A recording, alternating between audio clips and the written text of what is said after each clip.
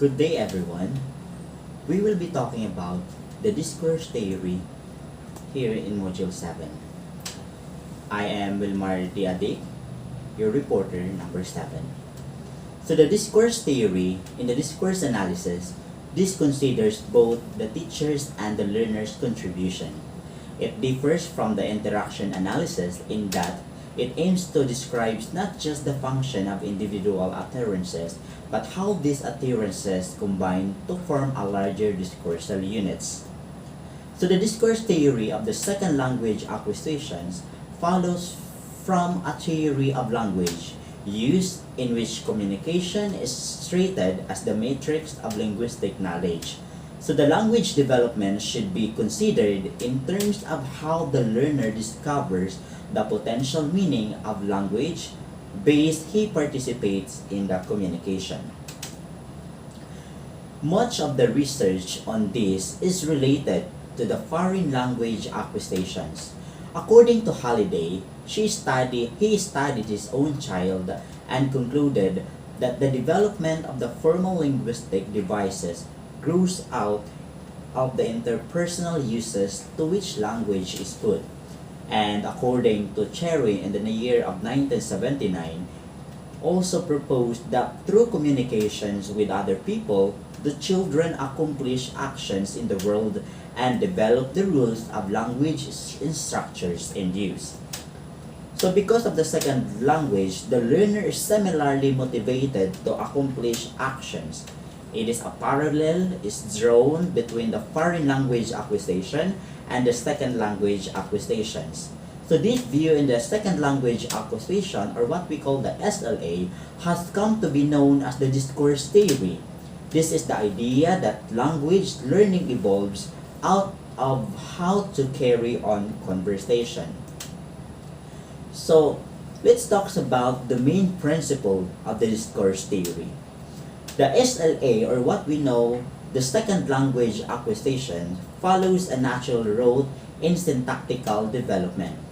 So researchers have found strong similarities in the developmental roads followed by different second language, which learners suggested that the SLA followed a universal road largely uninfluenced by such a learner's age, context of learning, and the learner's background.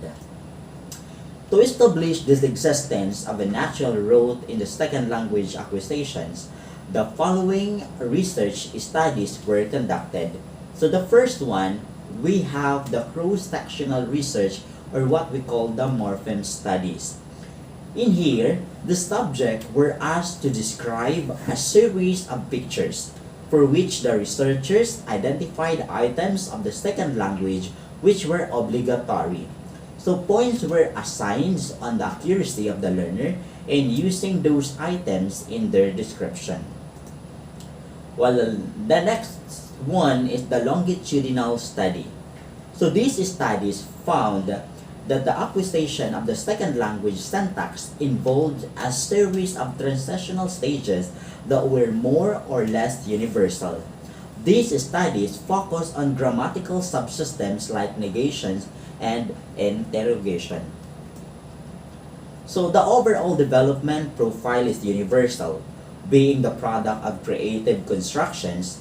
All the second language and learners pass through. The first one is a basis syntax. The second, variant word order. The third one, the morphological development. And the fourth one, complex sentence structures in interrogatives. For example, intonation questions will always precede inverted questions. So the native speakers adjust their speech in order to negotiate meaning with the non-native speakers. The discourse theory emphasizes interactions and discourse. So in the natural settings, what provide opportunities for the L2 learners to engage in discourse are interactions with native speakers who have a role to play in enabling the non-native speakers to communicate. The native speaker's speech adjustments are often referred to as a foreigner talk. So it is characterized by modification in both.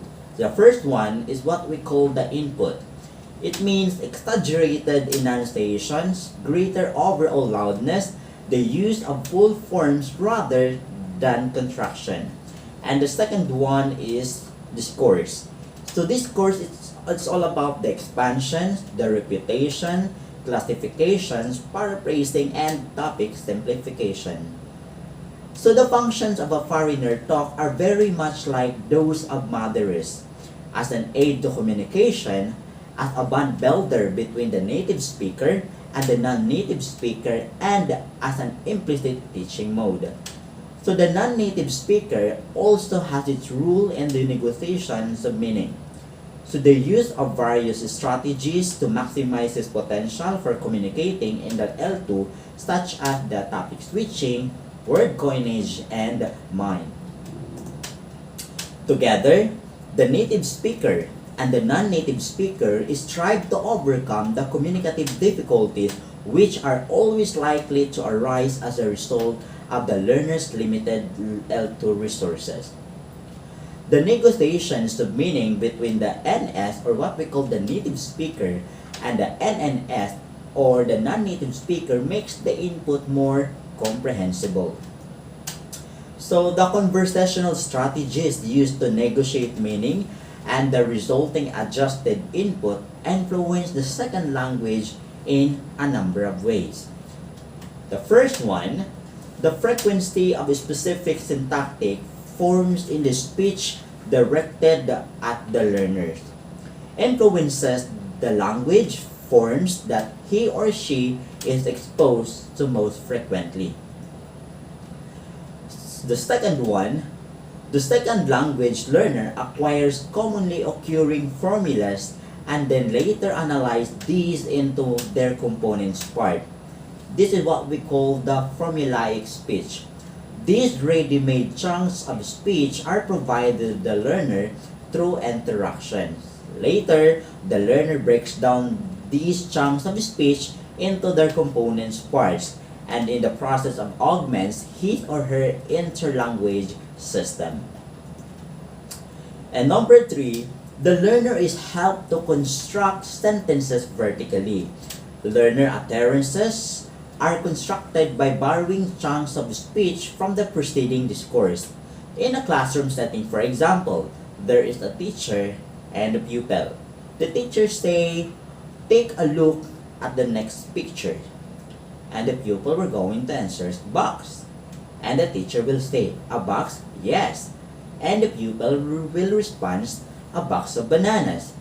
So the last utterance of the pupil in this exchange was constructed vertically, meaning by borrowing a chunk of preceding discourse, which is a box, and adding it to the word bananas. So the natural route is the result of learning how to hold conversations. Hatch suggests that interaction determines the routes of the second language acquisitions. The learner is convinced to communicate, and it is by learning to do that he or she systematically acquires the grammar of the second language. And Hatch says that one learns how to do conversations, one learns how to interact verbally, and out of his interaction, syntactic structures are developed. So this is the strongest claim for the rule of interactions determines the route of the second language acquisition. It emphasized the rule of the linguistic environment, which is shaped jointly by the second language learner and the native speaker in discourse, and placed down the rule of internal processing factors. Now let's talk about conversation, which is a mode of discourse. One of the salient and significant modes of discourse is conversation. So conversations are excellent examples of the interactive and interpersonal nature of communications. Conversations are cooperative ventures. So what are the rules that govern our conversation? How do we get someone's attention? How do we initiate topics, terminate topics, or even avoid topics?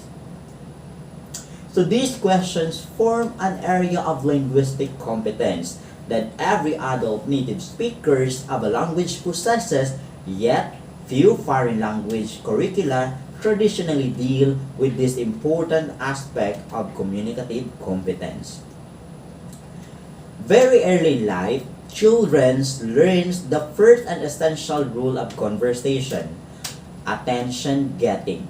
If you wish linguistic production to be functional and to accomplish its intended purpose, you must, of course, have the attentions of the hearer or audience. The attentions is getting conversations within each language. Both verbal and non-verbal need to be carefully assimilated by learners. Without knowledge and use of such conversations, the second language learners may be reluctant to participate in a conversation because of their own inhibitions, or they may become obnoxious in securing attentions in ways that turn off their hearer to the topic they wish to discuss. So once speakers have secured hearers' attention, their task becomes one of the topic nomination. There are a few explicit rules for accomplishing topic nominations in a language. According to H.P. Grice noted that certain conversational maxims enable the speaker to nominate and maintain a topic conversation. The first one is quantity. It says only as much as necessary for understanding the communication. The second one is quality. It states only what is true. The third one is relevance. It states only what is relevant. And the fourth one is manner. It must be clear. So once a topic is nominated, the participant in a conversation then embark on topic development, using convention of turn-taking to accomplish various functions of language. Aside from the turn-taking itself, topic development and interruptions. So the topic clarification manifests itself in a various form of heuristic function. In the case of conversation between the second language learners and the native speakers, the topic clarifications often involve sticking or giving repair of linguistic form that contains errors. While the topic shifting and avoidance may be affected through both verbal and non-verbal signals, interruptions are atypical features of a conversation. Language users learn how to interrupt politely, a form of attention getting. So what are the implications of this topic of the discourse theory? So the following are the important implications of the discourse theory to language learning and teaching. The first one, the classroom teacher should encourage interactions among learners. He or she should be guided by the modern concept that one learns how to do conversation. One learns how to do conversation and how to interact verbally.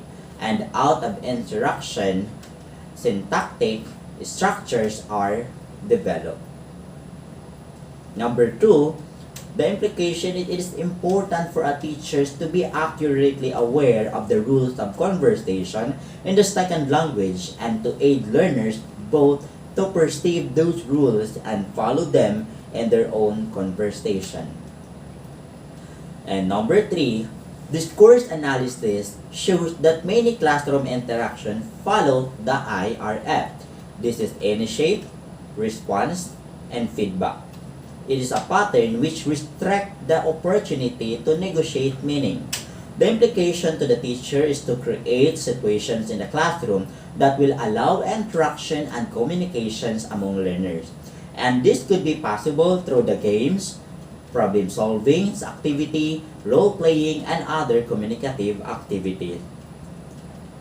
And that's the end of our topic about the discourse theory.